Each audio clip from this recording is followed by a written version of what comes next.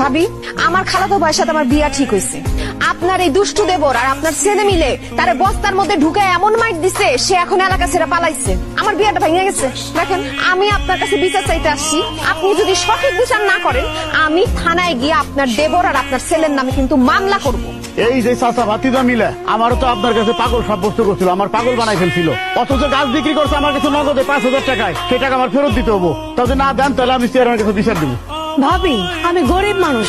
আমি 1 কেজি গরুর মাংস কিনছিলাম 900 টাকা দিয়া, সেটা রান্না করছি। সেই গরুর মাংস হাড়ি সুদ্ধা চুরি করে নিয়ে গেছে। প্রথমে তো আমি ভাবছিলাম মুন্নি আর ওর ভাস্তি রুবি চুরি করছে। পরে খবর নিয়ে জানছি মাসুদা রনি চুরি করছে। এখন আপনি আমার 900 টাকা দিবেন মাংসের টাকা, আর 50 টাকা দিবেন হাড়ির টাকা, নাহলে আমি চেয়ারম্যানের কাছে যা বিচার দিবেন। ভাবি, তুমি ওর কথা বিশ্বাস করো না তো।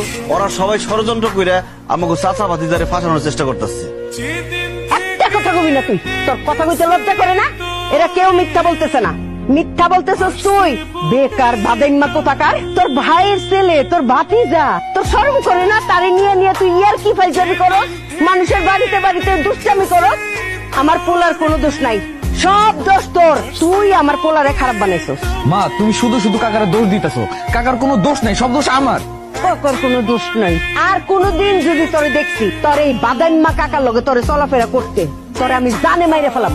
আমার স্বামী কত কষ্ট করে বিদেশ থেকে টাকা পাঠায়, আর এই টাকা তোরা মস মস করে দেশে বসে খাস না? খুব মজা লাগে, খুব ফুর্তি লাগে। বাদাইম্মা বেকার চাচা। এই, তোর বয়স হয়েছে, এখনো সময় আছে। নিজে ইনকাম কর, বিয়া শাদী কর, সংসারীয়। আর কয়দিন পরে বুঝে হয়ে যাবি গা। আরেকটা কথা জানাই দিতেছি, তোর ভাই যেই টাকা পাঠায়, ওই টাকা থেকে 1 পয়সাও তোর পিছনে খরচ করব না। তুই নিজে খাবি, নিজে চলবি, এমনকি আমি তোর রাইন্দাও খাওয়াবো না। এইসব তুমি কি কইতাছো মা? কাকা তাহলে কই যাইবো, কি খাইবো? যেখানে খুশি ওইখানে যা, যা খুশি তা খাস। খবরদার কাকা কাকা করবি না। এটা তোর কাকা না, এটা তোর জানের শত্রু। সে তোর ভালো চায় না।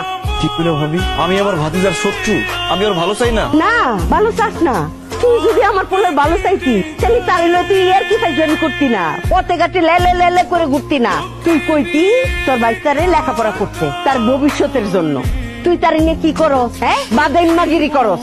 দেখ মাসুদ, তোর পায়ে পড়ি, তুই আমার পোলারে আর খারাপ বানাইস না।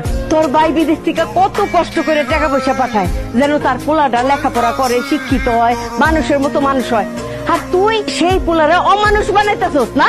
ঠিক আছে ভাবি, আমি তোমার কথা দিতেছি। আজকের পর থেকে আমি রনির সাথে চলবো না, ওর সাথে মিশবো না। তোমার হাতের রান্ধনও আমি খাবো না। যদি